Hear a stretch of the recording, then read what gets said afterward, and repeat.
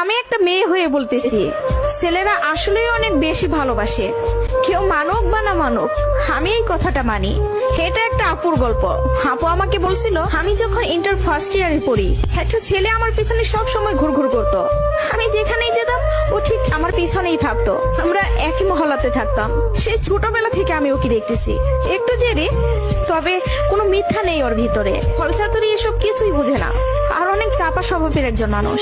কষ্ট হলেও মুখ থেকে কোনো কথা বের করে না। ওই যে একটা কথা আছে না, বুক ফাটে তো মুখ ফুটে না।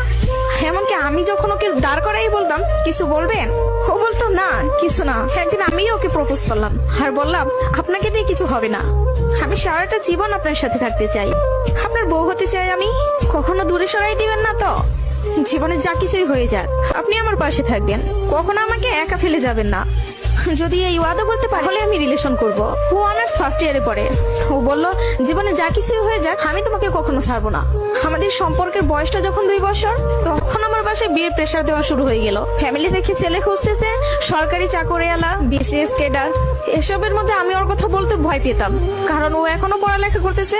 চাকরি তো দূরের কথা, চাকরি পাইতে তো অনেক সময় লাগবে, কিন্তু আমার ফ্যামিলি তো আমাকে সময় দিবে না।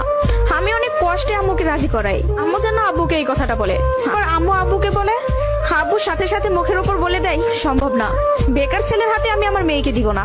তখন আমিও ভাবছিলাম, কথাটা তো ভুল না, কথাটা তো সঠিক। কোনো বাবা মাই চাইবে না বেকার ছেলের কাছে মেয়েকে বিয়ে দিতে। আমি নিজেও তো কখনো চাইবো না, কিন্তু তারপরও মাথায় চলতেছে, আমি যদি ওকে হারাই ফেলি, আর কখন কি ফিরে পাবো ওকে? আমি তো আর ফিরে পাবো না। পরবর্তীতে আমি ওকে সব বলি, ওকে বলি কি করব বলো। তখন বুঝতে পারতেছিলাম ও কান্না করতেছে। ও আমাকে বলে, আম্মু ডাকতেছে, জাস্ট একটা মিনিট, আমি আম্মুর কথাটা শুনে আসি, তুমি একটু লাইনে থাকো, এসে তোমার সাথে আমি কথা বলতেছি। আমি তোমার জীবনে আছি 2টা বছর, কতটুকু আমাকে চিনো জানো আমি জানি না, কিন্তু তোমার পরিবার তোমার সাথে 18টা বছর তোমার পাশে আছে। আমি কখনো বলবো না যে তুমি তাদের ছেড়ে আমার কাছে চলে আসো। আমি জানি না আমার বাসায় থেকে মেনে নিবে কিনা। পড়ালেখা শেষ করতে করতে আরো 2টা বছর লেগে যাবে, কবে চাকরি পাবো সেটার তো কোনো ঠিক নাই। আমি যদি তোমাকে ভালো না রাখতে পারি, আমি তো নিজেকে কখনো মাফ করতে পারবো না। আমার কাছে তোমার হাসিটা অনেক দামি, তোমার যেটা ভালো মনে হবে তুমি সেটাই করো। তুমি যা বলবো আমি সেটাতেই রাজি। এসব কথা শোনার পরে, আর যাই হোক, একটা মেয়ে তার ভালোবাসার মানুষকে কখনো ছেড়ে যাইতে পারে না।